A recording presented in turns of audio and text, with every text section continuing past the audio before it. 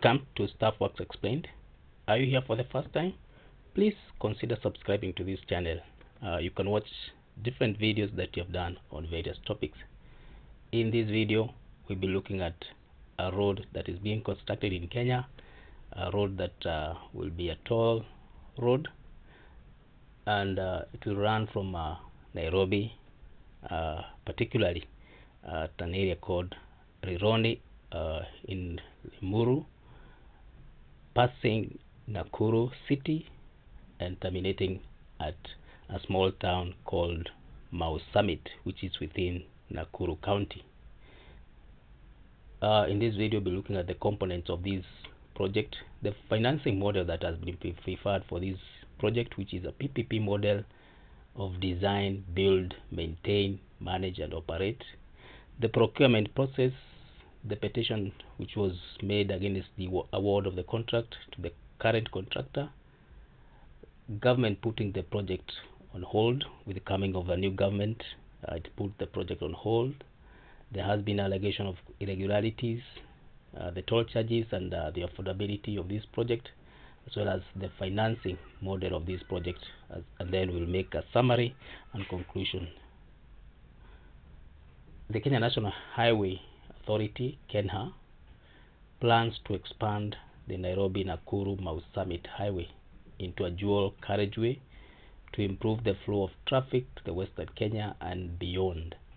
The perennial traffic jams which are experienced on this highway are expected to be reduced drastically once this project is complete.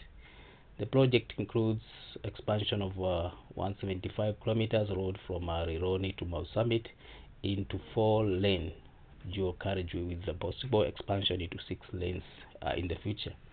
The project will be undertaken on a public-private partnership PPP basis. In the arrangement, the private sector, the contractor will raise finance for the road project.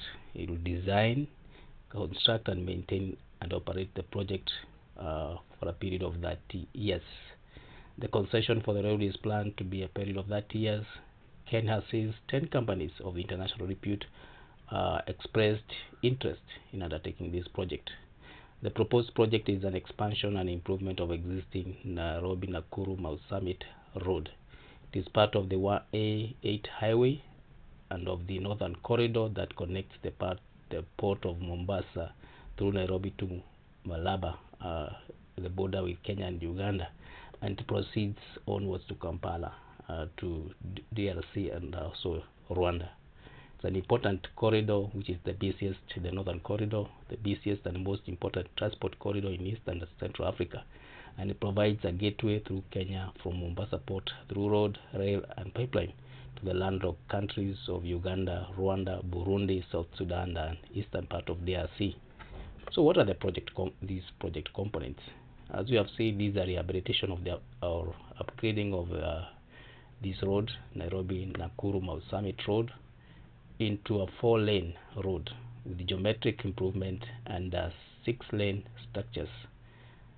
There's capacity augmentation from 4-lane to 6-lane highways as per augmentation schedule plan for each of the homogeneous sections at a future date for areas where traffic studies show that there's need for this increased capacity.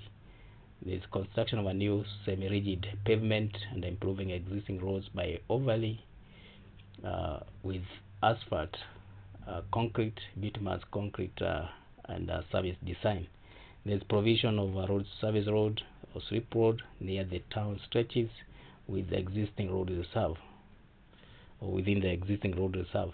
There's provision of a climbing lane at steep gradient locations based on the prevalent standards. There's provision of protection work as a metal guardrail and breast at high embankments and escarpment locations, which is characteristics of this region. There's improvement of major and minor junctions at grade level, the construction of interchange in major junctions, and also provision of a flyover cum viaduct, which is 2.6 kilometer length, and this will be in Nakuru city. The project, as we have said, is being built on a PPP model, private-public partnership model.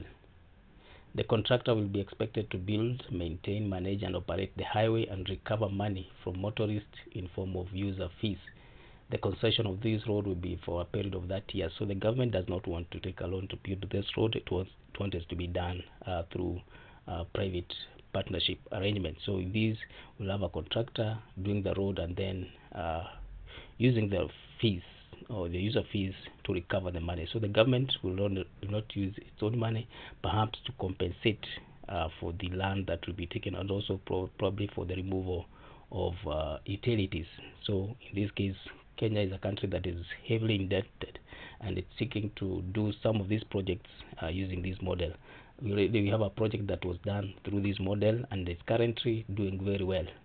The Nairobi Expressway.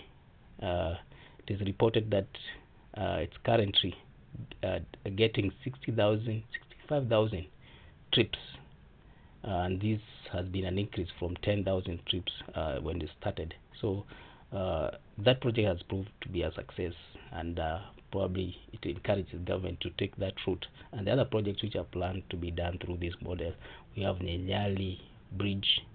There are plans to also convert Thika superhighway into a toll road, but that has been there has been problems, especially with the public outcry.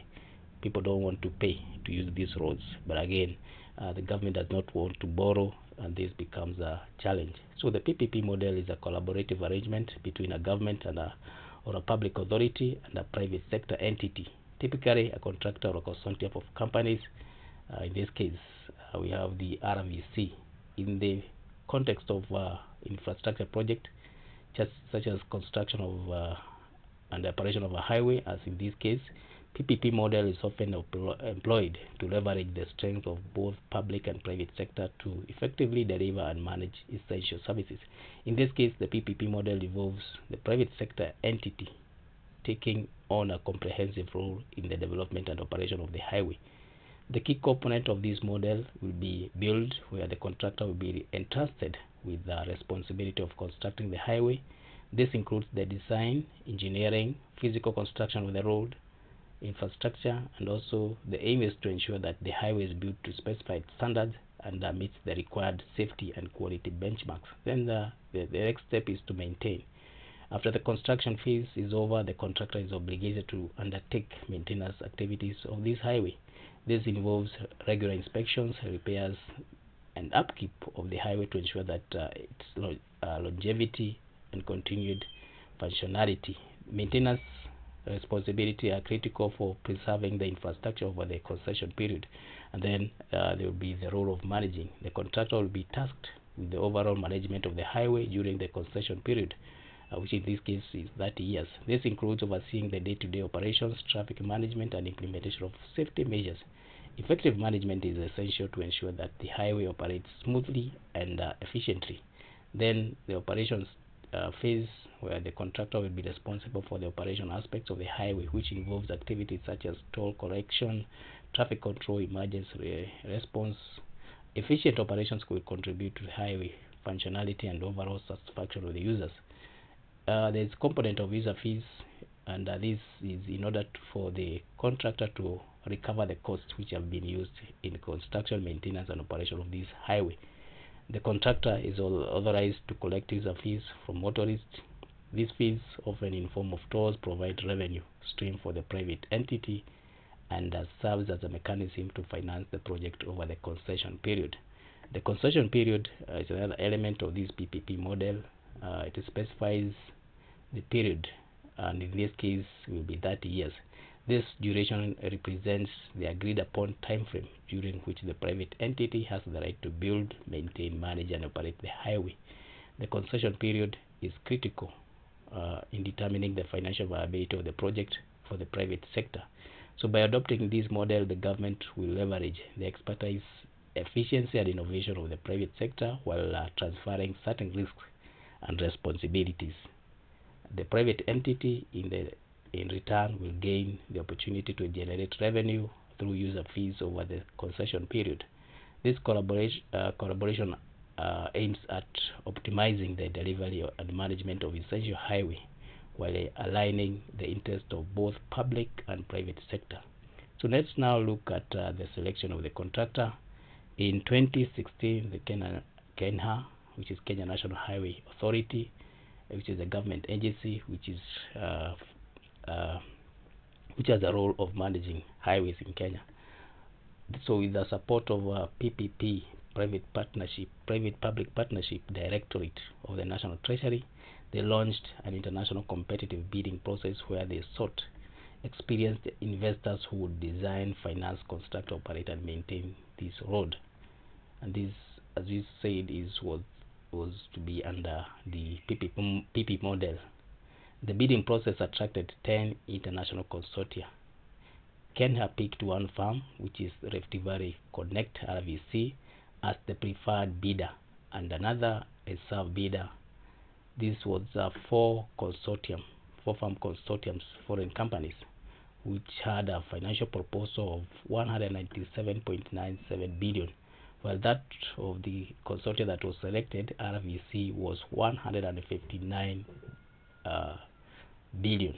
The selection of RVC infuriated one of the contractor which was picked as a preserve, Motal Angel, and they wrote a protest letter to KENHA accusing the roads agency of cloaking the entire evaluation process in secrecy and intrigue, to the extent that its fairness and impartiality was highly questionable, and its outcome was irredeemably inconsistent with the fair process of the bid. So the consortium of the four foreign firms filed a petition seeking to block the award of the contract to the construction of the 180 billion road. The four firms appealed against the decision of KENHA to the award of the contract to RVC, which is composed of Vinci Highways, Meridian Infrastructure African Fund, and also Vinci Concessions. These are French companies. KENHA had declared that the four firms, Africa Infrastructure Investment Fund 3 Partnership, Aegis Projects SA, Motal Angel, and Orascom Construction as the reserve bidder. And this is a consortium of four foreign companies. And as reserve bidder, they could only step in if RVC failed to undertake the project. So the Public-Private Partnership Committee, which is a tribunal that arbitrates on public tender disputes, for throwing out the petition, said that the four firms failed to prove that the allegations that they made were true, and they failed to prove that KENHA had engaged in an untransparent bidding process that interfered with fair competition. The prayer that the decision for contracting authority, KENHA, dated February 27, 2019, be declared irregular, unfair, and procedural and lawful, was denied. According to the tribunal, the petition did not demonstrate to the committee that the law, procedure, or provisions of the request for proposal had been breached by KENHA. So this move, the rejection of this petition, paved way for the bidding, for the start of the bidding of the highway and the PPP arrangement. On September 30th, 2020, the contracting authority, that is KENHA, and the project company, which is RVC, executed a project agreement for the purpose of implementing of this project. Between this period and year 2023, August, when a new government came in, the company engaged in a lot of activities, including doing the preliminary activities such as conducting an environmental and social impact assessment, resettlement plans, and such kind of preliminary activities. When new government came into power, Kenya Kwanza government, they put on hold this project. So the government put on hold the construction of this road because they said it was expensive, with the state now trying to push for the review of this project. The government reckoned that it found the total cost of this project to be too high given the current dynamics where Kenya is in a tight fiscal space. The government is now negotiating with the contractors and financiers of the project, a move that will delay the rollout of the project that has attracted financiers from World Bank and also from African Development Bank, as we'll see later. The Road and Transport Principal Secretary said that they were negotiating as it became a bit hard for the government to afford going by the current dynamics. So they requested the contractor to review the presentation to be able to see whether they can make it more affordable. Although the contractors are yet to break the ground for the 233-kilometer road, the government has allocated 816 million for the acquisition of land along the planned highway for 4 physical years to 2025-2026. Kenya National Highway Authority, which is the procuring agency, has said that the contractor will be using the existing. In most cases, the contractor will be using the existing way leaves, meaning that no new lands will be acquired in most part of the project. Although in some cases there will be need for acquiring land, and that's why probably the government has allocated 816 million for this. With the holding of this project, the government has put the construction of the highway on ice, throwing contractors and also funders into a spin. The project was initiated by the retired President Uhuru Kenyatta, and the construction was initially meant to kick off in September 2021. However, it has been waiting the approval of the current President William Ruto. A consortium of the 3 French firms indicated that they were ready to break the ground, having got the financial backing from African Development Bank and also from the World Bank. However, the new administration has been cagey about the tolling of the road, which they fear will affect the economy. Both the contractors and financiers have indicated that they are waiting for the approval from the president on when to start the construction. President Ruto has since met his French counterpart Emmanuel Macron during a visit to France in January, and it's understood that the impending construction of the road featured in these bilateral talks. The French consortium, made up of Vinci Highways SAS, Meridian Infrastructure African Fund, and Vinci Concession SAS, was expected to recoup its investment in a period of 30 years by charging toll fees. One of the major sticky issues has been the absence of alternative routes for motorists who did not want to pay the toll fees, and this probably is one of the fears that the government has, especially making the project so expensive, and they want to remove that component of paying toll fees. But it will be tricky given that this project has chosen to follow the route of PPP model. So if the toll is removed, how will the company recoup its money? So it means that the government has to pay. So the lack of the readily available alternative route for those unwilling to pay the toll is indeed a major obstacle for this project. The issue, similar to the ongoing debate surrounding the Nairobi Expressway, which is the current project, one of the projects that has used this model, and it has been successful. So this raises concerns about, one, affordability and accessibility, where not everyone can afford to pay toll regularly, especially individuals with limited incomes and or those who use the road frequently. The absence of a free alternative could impact these groups, potentially hindering access to the services and opportunities. Then there is traffic congestions. If there is no alternative, then there's likely that there may be congestion, and this could defeat the whole purpose of building this project.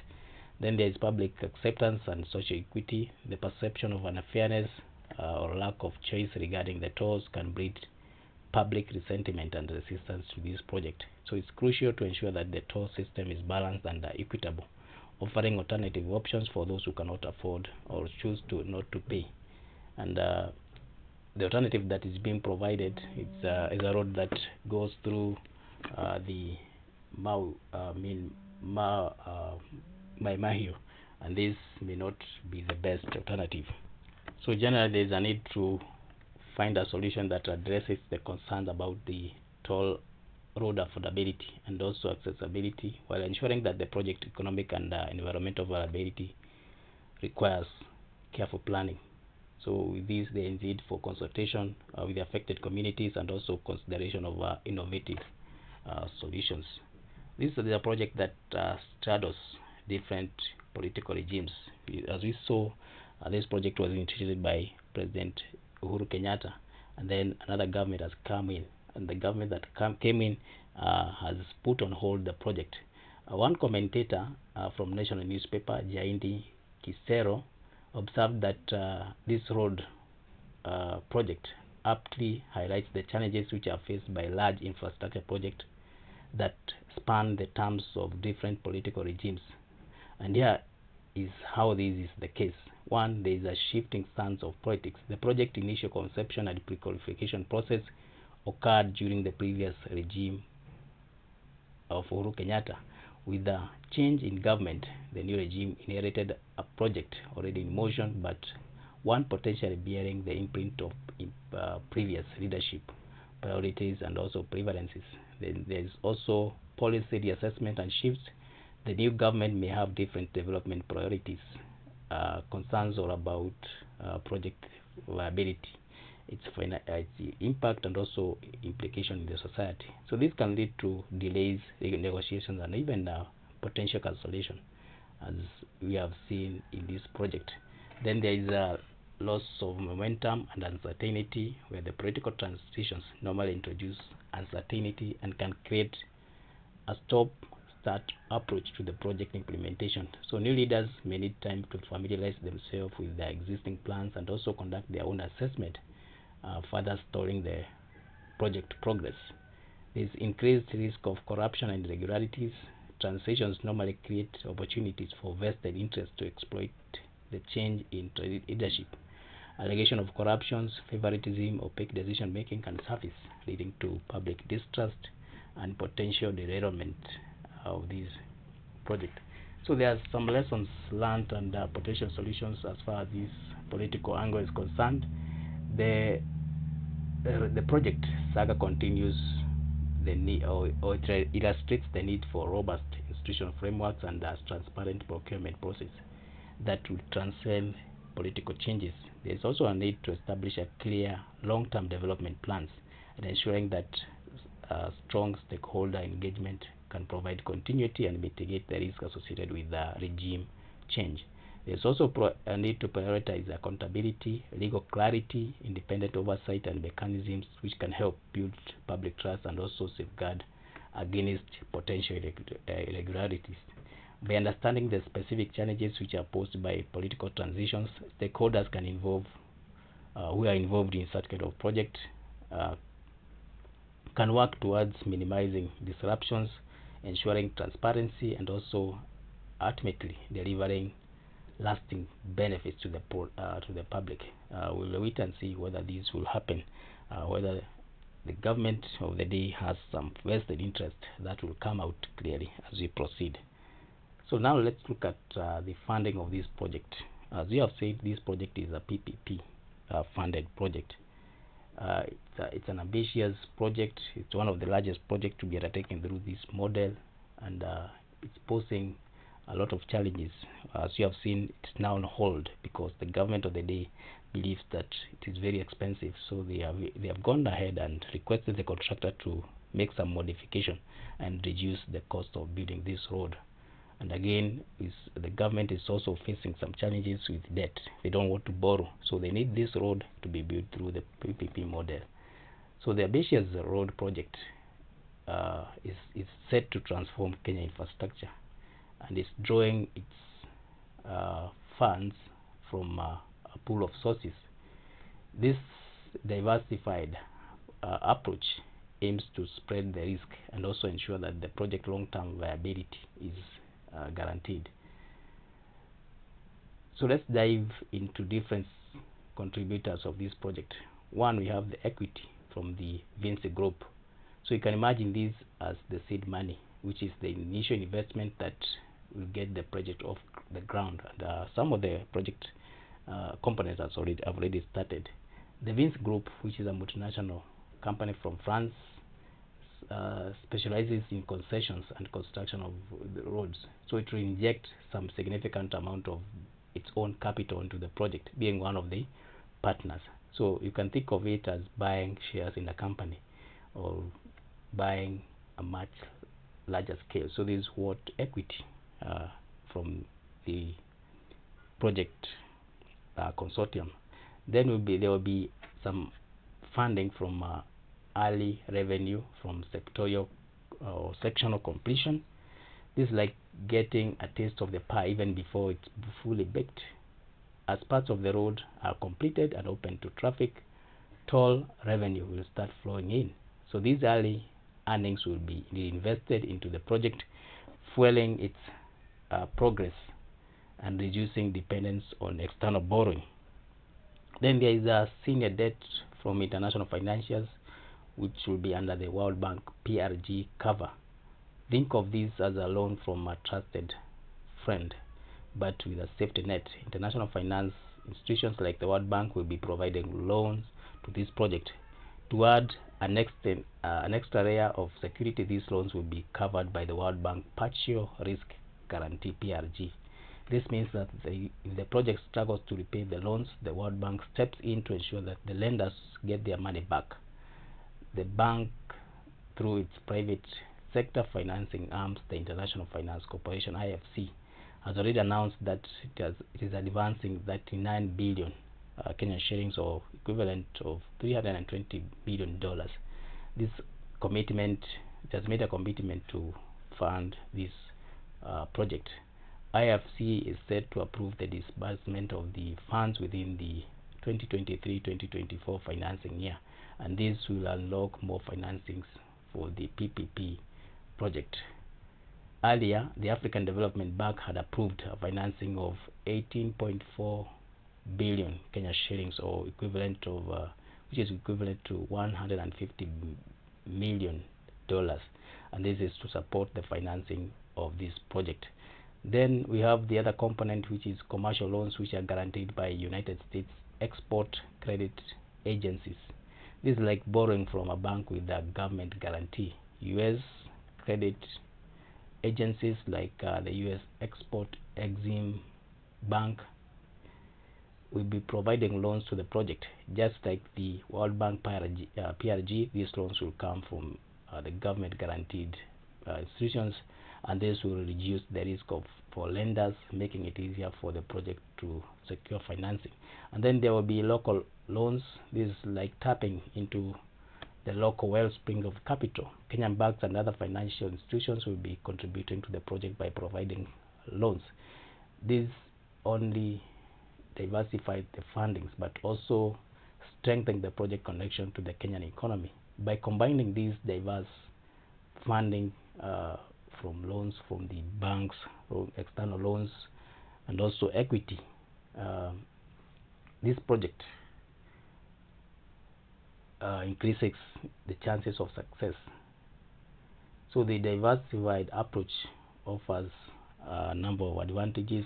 One is there is reduced risk, there is improved credit worthiness, and also there is local economic boost. So there are some advantages that come with such kind of a mix of financing. We had earlier talked about irregularities to this project.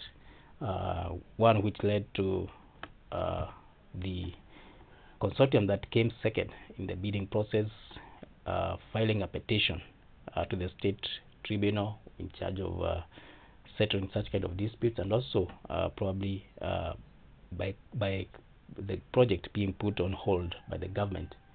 So the allegation of corruption surrounding this road, they cast a shadow over the future of this project, especially in the areas of transparency and accountability. One, Kenya has been accused of irregularly awarding tender. There is also errors in the computation of tax, and this has been was a concern. There is also some allegations that there was undue influence for the previous government. So with this, it puts the project into some problems, especially as far as its continuity is concerned, and also it casts some doubts on the whole process. So the fate of this road project in Kenya appears to be in a state of uncertainty and complexity, and is marked by various challenges and irregularities. So here are some of the key points that we have covered in this video. We have looked at the purpose of this project, where we have said that the purpose of the project is expanding and improving the road as part of crucial northern corridor, which connects the port of Mombasa with the landlocked countries within the East Africa. There are some intended benefits, which include reduction of traffic congestion, improvement of road capacity, and also enhancement of transportation efficiency, not forgetting that there will be some creation of employment opportunities and also business opportunities for the companies that will be providing local content. The project, as you have said, is being done using a PPP model, which involves a private sector, in this case Rift Valley consortium RVC, which is responsible for financing, designing, constructing, and maintaining, as well as operating this highway for a period of 30 years. The selection period, as you saw, was marred with some irregularities, and there were some disputes and legal petitions that were filed, and even government intervening, where they said that the project is so expensive, and something need to be done to probably reduce the cost of this project. As you have seen, there was halting of the project. It's on hold currently, and consortium is saying that they are waiting for the word from the president. So those are, and then we have seen the issue of a political transition, how it has affected this project. The project was initiated during the previous regime, and then another regime came in, and they have put the project on hold.